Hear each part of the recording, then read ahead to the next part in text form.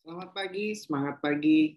Assalamualaikum warahmatullahi wabarakatuh. Salam sejahtera, Om Swastiastu, Namo Buddhaya, salam kebajikan. Rahayu Shalom. Apa kabar semuanya? Mudah-mudahan dalam keadaan yang baik-baik saja. Baiklah, kali ini sebelum kita memulai perkuliahan kita kali ini, maka sebelumnya demi kelancaran berjalannya kelas kita berdoa menurut agama dan kepercayaannya masing-masing. Untuk itu, berdoa dipersilakan.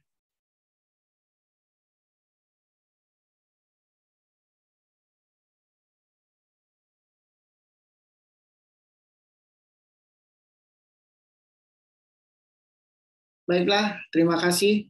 Mudah-mudahan kalian dalam keadaan yang sehat dan siap dalam menjalankan perkuliahan kita kali ini. Masih bersama saya di mata kuliah yang sama, kita akan membahas tentang beberapa hal di dalam mata kuliah manajemen pemasaran jasa. Kali ini sesuai dengan capaian pembelajaran lulusan, topik besar kita adalah tentang service quality, dimension, and concept. Jadi kita akan membicarakan tentang dimensi kualitas jasa dan juga konsep dari kualitas jasa itu sendiri. Nah, beberapa hal yang harus kita pahami dan nantinya sesuai dengan capaian pembelajaran lulusan, mahasiswa diharapkan tidak hanya mengerti saja, tetapi bisa memahami apa yang saya sampaikan dan saya paparkan kali ini. Adapun sub capaian pembelajaran mata kuliah kita kali ini, ada beberapa topik yang akan kita bahas, diantaranya yaitu pertama, service quality dimension and measurement standard, and then the secondly is affecting the quality service factor, third is service quality gap, and then the last is complaining handling. Jadi ada 4 topik yang akan kita bahas kali ini.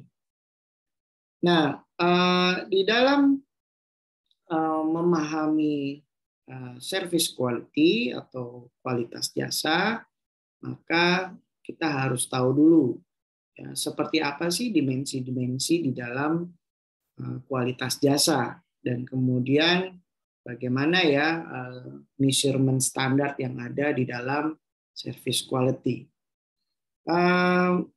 Saya mengambil beberapa contoh di dalam service quality, nanti kita bisa kaitkan dengan realita yang ada.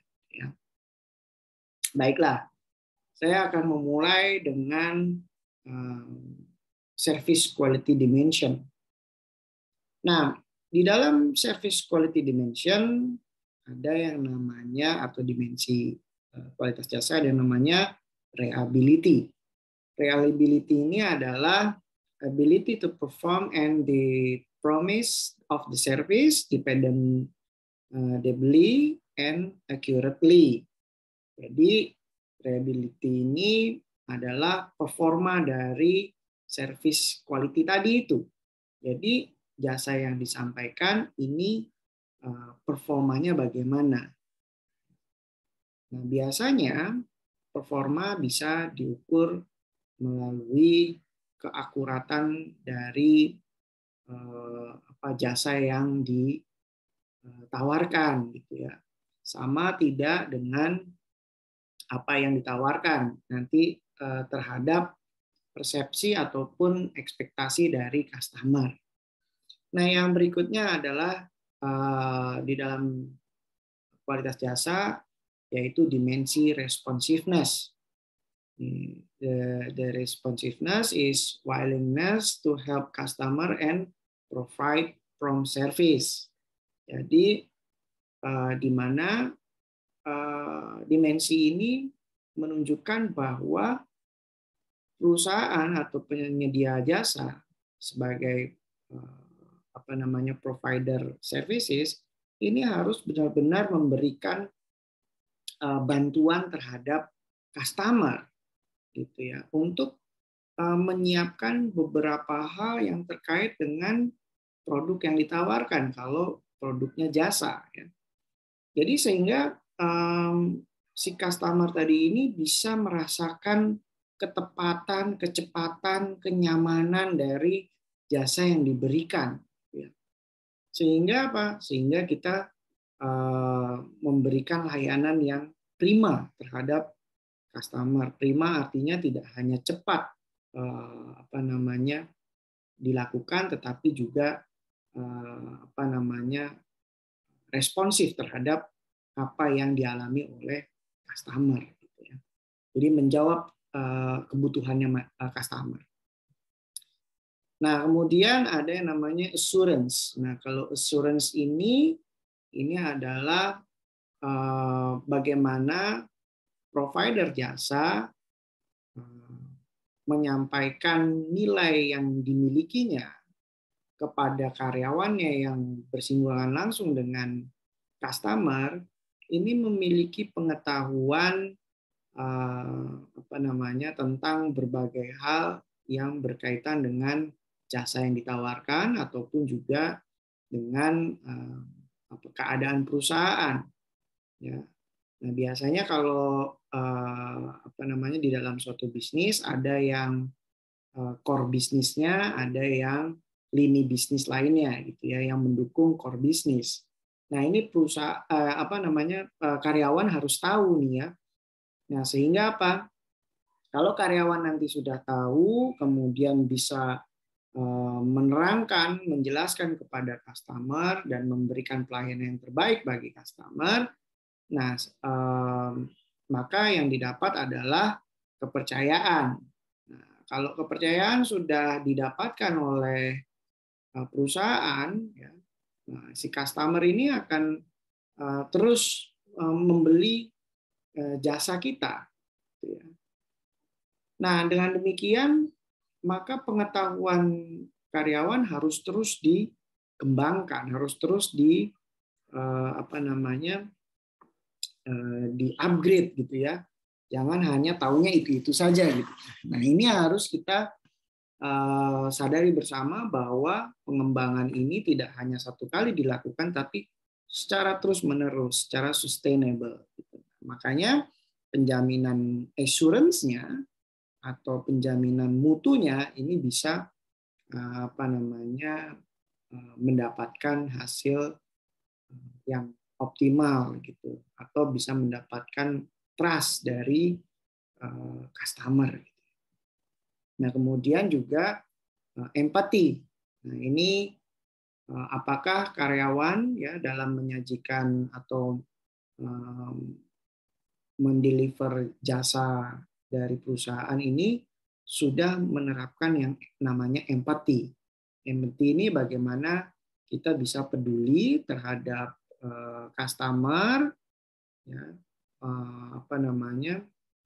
untuk lebih mendapatkan hati customer. Nah, kita harus empatinya lebih. Gitu. Jadi bukan hanya bekerja dalam rangka menyelesaikan tugas atau menyelesaikan tugas-tugas yang diberikan saja, tetapi juga bagaimana kita memiliki empati ya, dalam melayani customer. Nah, yang terakhir adalah tangibles ya, atau fisiknya bagaimana gitu ya. Apakah dalam melayani fasilitas fisiknya juga mumpuni gitu ya.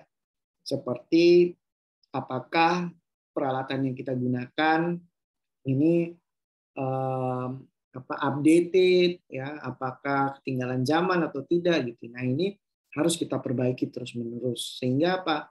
Sehingga nanti pada waktu kita memberikan jasa, misalnya ya jasa travel gitu. Nah, ini kan kendaraannya kalau bisa ya kendaraannya baru terus gitu. Nah, kenapa baru terus? Ini untuk menjamin tadi. menjamin si jasa ini tersampaikan ke customer dengan baik. Gitu. Jangan sampai kursinya sobek gitu, nggak dibenerin, kemudian jangan sampai juga AC-nya tidak di-maintain, tidak dibersihkan sehingga air conditioner-nya di dalam kendaraan jadi bau dan juga kotor gitu ya. Nah, ini harus kita lakukan. Penjaminan-penjaminan yang seperti ini tadi disampaikan dalam assurance ini harus betul-betul menjamin core bisnis atau core dari service quality tadi. Nah, sebagai contoh, saya mengambil contoh asuransi. Kalau kita beli kendaraan biasanya nih kita akan ditawari asuransi dari perusahaan asuransi. Apa ya gunanya? Atau jenisnya apa saja nih? Biasanya ada dua nih yang terkenal, yaitu all risk sama yang TLO. Kalau all risk itu biasanya kita membeli kendaraan semua kerusakan yang dialami akan di-cover dengan budget tertentu ya dari perusahaan asuransi. Kalau asuransinya jenisnya all risk. Tapi kalau kita saya nggak mau all risk, saya maunya TLO. TLO itu adalah totally loss. Jadi perusahaan asuransi akan mengganti sekian persen dari nilai kendaraan kita kalau kendaraan kita hilang gitu atau dicuri orang atau kemalingan gitu ya. Nah, ini baru dibayarkan. Tetapi kalau yang tadi all risk, semua kerusakan bahkan sampai kehilangan ini akan di cover oleh asuransi. Tetapi setiap asuransi memiliki syarat dan ketentuan yang berlaku gitu ya. Jangan mentang-mentang di cover asuransi, oh udah serempet-serempetin aja, baret-baretin nanti juga di cover gitu. Nah, ini jangan juga begitu karena setiap perusahaan asuransi juga memiliki limit ya. Ada limit-limit yang tidak bisa di cover lagi oleh asuransi ketika nilai nilai covernya atau nilai di covernya ini sudah melebihi limit yang ditentukan gitu ya. Nanti kalau over limit maka kerusakannya tidak bisa di cover lagi gitu. Jadi ya ini hanya mempermudah aja ya, mempermudah customer dalam urusan proteksi gitu ya. Biasanya kan orang nggak mau ribet gitu kan. Udahlah asuransi all risk aja gitu. Nah, jasa asuransi all risk ini tidak semuanya di cover gitu, tidak terus-menerus di cover. Nah, begitu juga totally loss gitu ya. Totally loss itu pun tidak langsung diganti kalau kendaraan kita hilang. Maka ada proses-proses tertentu yang harus dijalankan, misalnya surat kehilangan dari polisi, administrasi dari dealer ya, kemudian dicek dulu ya apakah memang benar hilang, kemudian bukti-bukti hilangnya bagaimana, ada atau tidak gitu. Jangan sampai ini dibuat hilang ya kemudian supaya diganti uangnya. Nah, ini juga suatu tindak pidana, artinya asuransi tidak akan membayarkan kalau ternyata ini adalah dibuat hilang, bukan hilang karena pencurian atau yang lainnya gitu ya. Nah, hal ini kalau kita lihat mana yang lebih menguntungkan. Nah, kalau saya pribadi ya saya akan mengambil all risk gitu ya, karena terkadang kita tidak mau direpotkan dengan urusan-urusan yang hanya kecil-kecil, misalnya keserempet sedikit dan lain-lain, itu sudah urusannya all risk aja deh, asuransi gitu kan. Kita nggak mau repot harus ke bengkel, kemudian minta dicek gitu. Nah, ini udah urusannya asuransi lah gitu. Nanti per klaim biasanya berapa, apakah setiap satu klaim ada 500.000 atau 600.000, tergantung covernya dari perusahaan asuransi ketika kita mengambil asuransi tersebut gitu ya. Nah, beda dengan totally loss. Kalau totally loss itu biasanya nanti hanya diganti apabila kendaraan hilang gitu. Itu pun tidak sejumlah nilai kendaraan kita gitu. Jadi yang diganti hanya mungkin sekitar 60-70% dari nilai kendaraan yang kita beli. Nah, ini contoh saja ya, contoh tentang jasa asuransi. Nah, jasa asuransi itu ada yang all risk, ada yang totally loss ketika kita membeli kendaraan. Nah, biasanya kalau kita beli kendaraan baru ya dari dealer, ini biasanya harganya sudah include asuransi all risk gitu ya. Tetapi bisa juga kita menolak asuransi all risk gitu. Misalnya saya TLO aja lah, itu juga bisa gitu ya. Tetapi kalau kita membeli mobil second ya atau second hand vehicles, ini biasanya perusahaan asuransi pilih-pilih nih ya, biasanya tidak mau memberikan all risk ya, asuransi all risk kepada kendaraan yang umurnya lebih dari 5 tahun. Nah, biasanya kalau umurnya lebih dari 5 tahun, biasanya perusahaan asuransi biasanya maunya hanya di totally loss aja gitu, nggak mau all risk. Nah, ribet lah gitu. Mungkin ya, gitu. Saya juga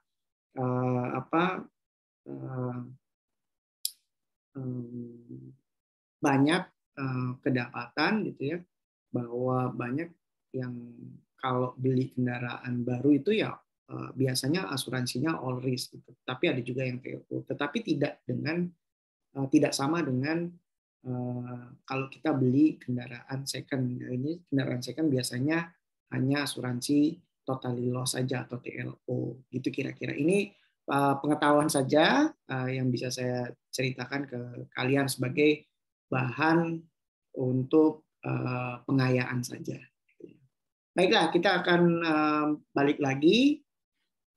Nah, kalau tadi kita sudah bicara tentang dimensi dari kualitas jasa itu sendiri. Nah, bagaimana dengan gap dari service quality? Gapnya ada di mana nih? Nah, kalau kita bicara tentang kualitas jasa, ada dua pihak. Yang pertama adalah pihak customer dan pihak dari perusahaan penyedia jasa. Gitu ya. Nah, kita bisa ambil garis tengah ya, bahwa di sisi customer ini biasanya memiliki ekspektasi terhadap jasa yang diinginkan atau jasa yang akan dibeli. Gitu. Nah, perusahaan ini mencoba untuk mengerti dan memahami apa sih kebutuhan dari si customer itu.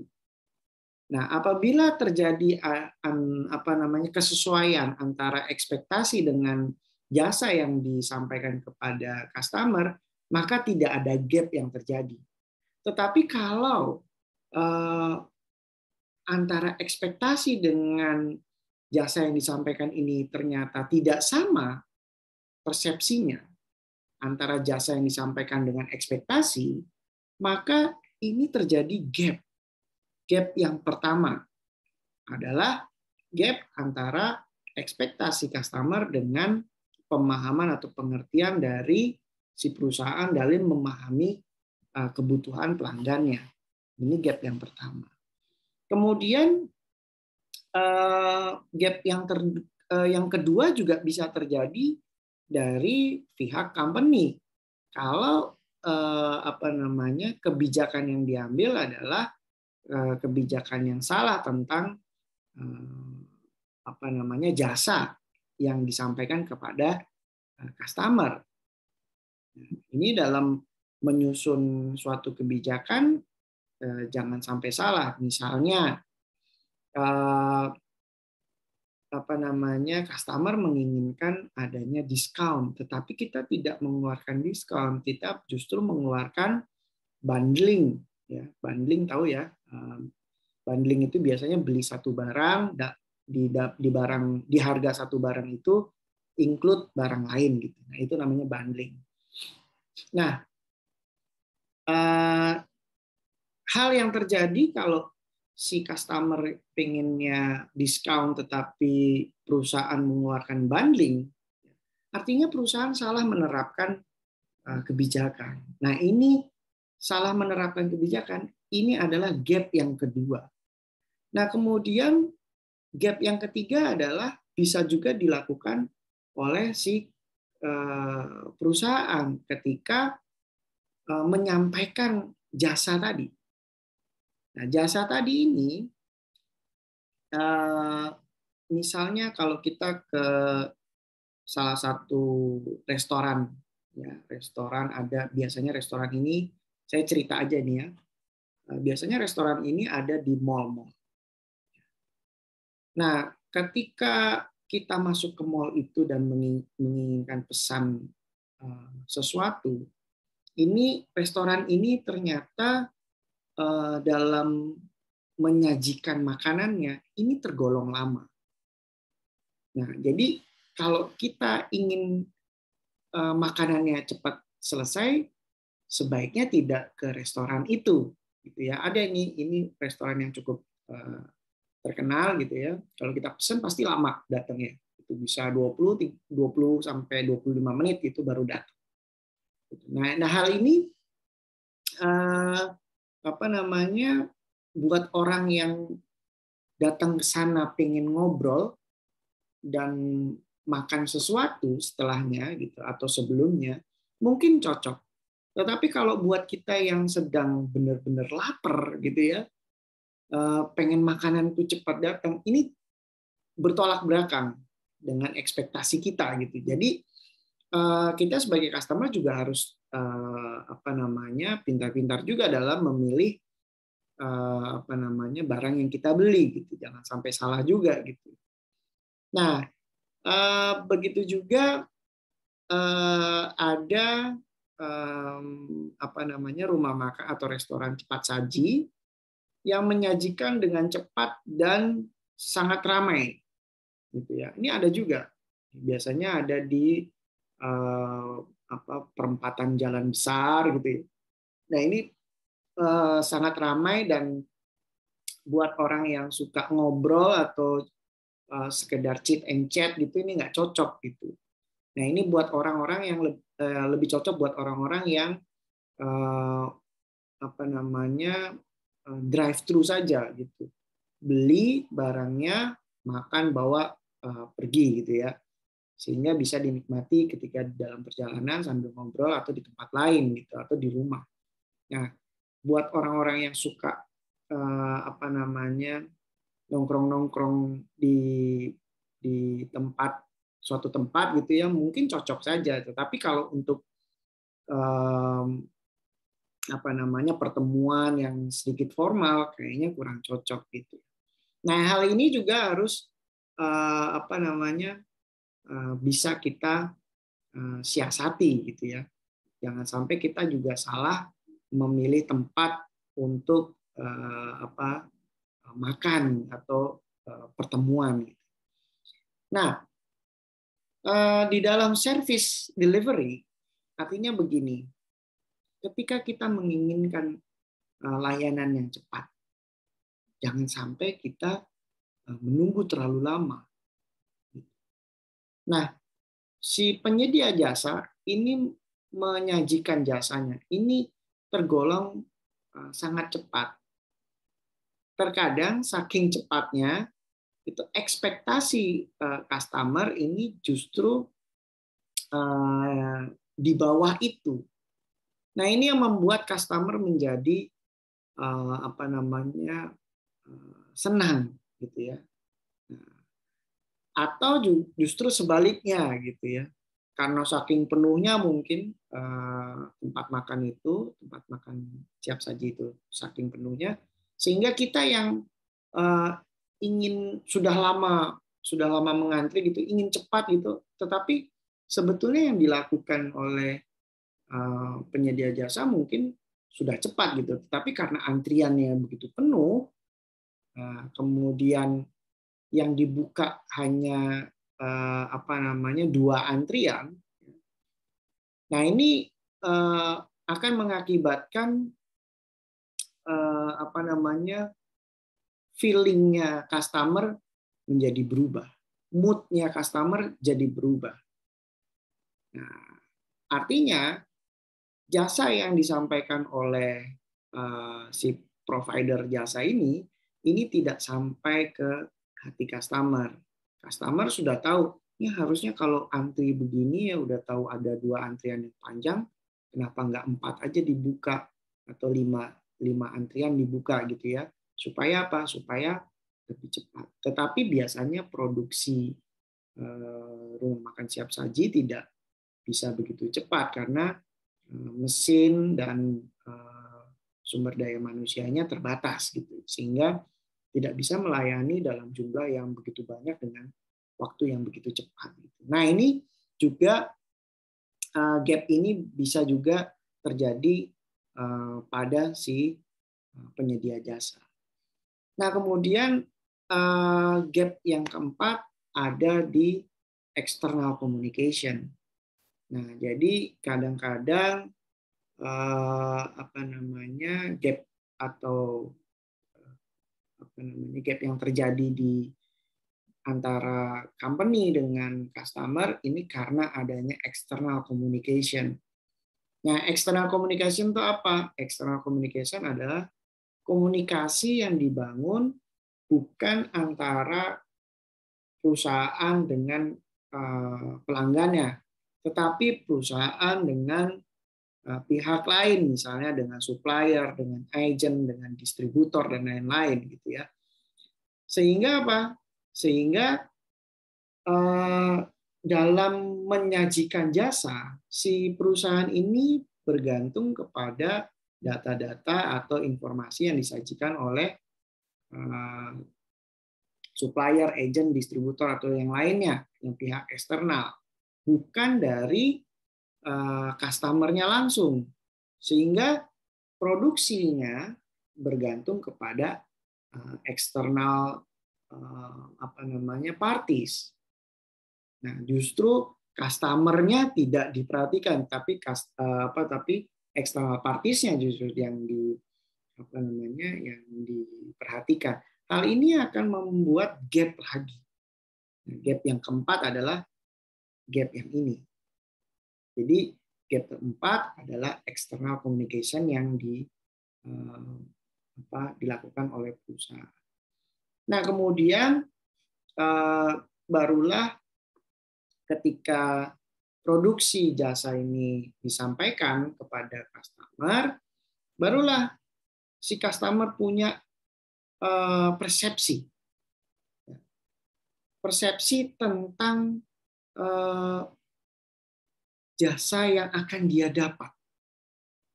Ketika persepsinya bertolak belakang dengan pengecualian yang dia harapkan, maka yang terjadi adalah gap kelima. Nah, gap kelima ini antara si customer, persepsi customer dengan eksepsi yang customer miliki. Jadi hal ini akan lebih kompleks lagi ya, memahami gap yang kelima ini. Karena apa?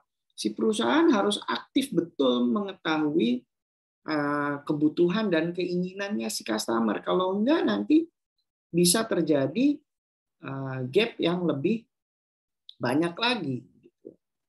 Jadi customer perception juga harus kita tangkap gitu ya. Kemudian customer exception juga harus kita tangkap.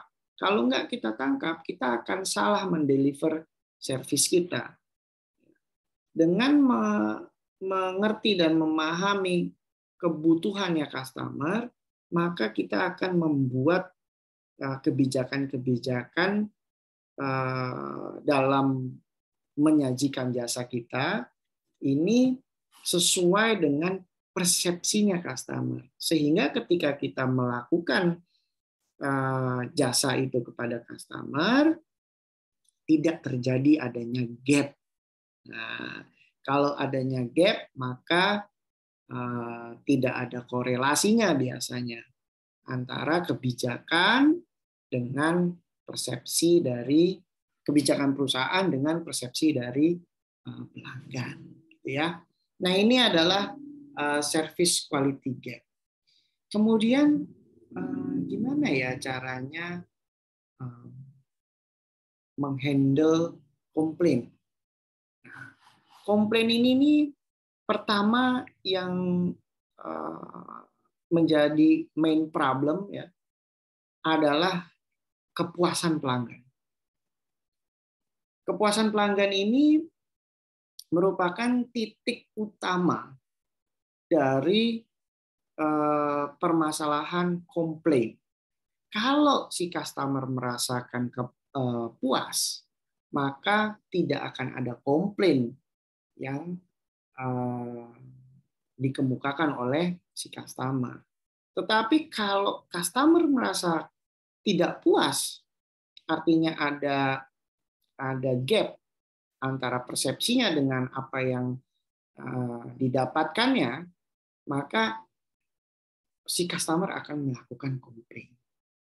Nah, komplainnya bisa mempengaruhi reputasi dari perusahaan dan juga mempengaruhi loyalitas dari customer itu.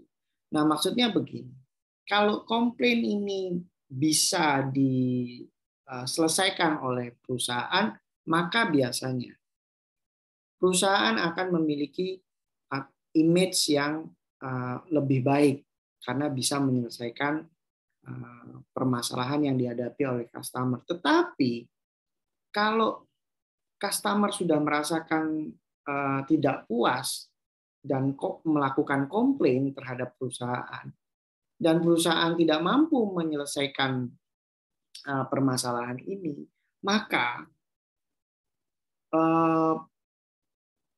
citra dari perusahaan ini bisa mengalami penurunan. Wah, kita tahu bahwa di media sosial ini buzzing bisa sangat mempengaruhi ya. Hati-hati nih dengan media sosial. Bisa langsung mempengaruhi image suatu perusahaan atau image dari layanan yang diberikan gitu ya. Nah, apalagi kalau terhadap loyalitas pelanggan, ketika komplainnya tidak bisa diselesaikan dengan baik dan si pelanggan merasa sangat dirugikan atau tidak worth it terhadap jasa yang didapatkan, maka pelanggan ini akan lari ke agent lain atau ke perusahaan lain. Artinya kita akan kehilangan loyalitas pelanggan. Nah, inilah bagaimana suatu perusahaan bisa melakukan link and match antara apa yang dijanjikan oleh perusahaan dengan apa yang diharapkan oleh customer, sehingga customer bisa mendapatkan pengalaman yang menyenangkan, pengalaman dengan rasa puas yang tinggi, sehingga bisa menjaga reputasi perusahaan dengan mungkin melakukan buzzing dan melakukan testimoni terhadap kepuasan yang dirasakan, atau justru malah bisa membuat customer ini loyal dengan brand kita atau dengan jasa yang ditawarkan. Ya, ini kita bicara tentang complaint handling, harus ada link and match gitu, jangan sampai mismatch gitu kira-kira. Baiklah, itu saja yang bisa saya sampaikan kali ini. Kita akan membuka diskusi setelah paparan saya. Boleh bertanya, menjawab, baik itu di dalam classroom maupun di dalam komen kelas. Kira-kira itu saja paparan dari saya. Kita akan lanjutkan ke diskusi dan tanya jawab. Terima kasih. Selamat pagi, semangat pagi. Assalamualaikum warahmatullahi wabarakatuh. Om Santi Santi, Namo Buddhaya, salam kebajikan. Rahayu, salam.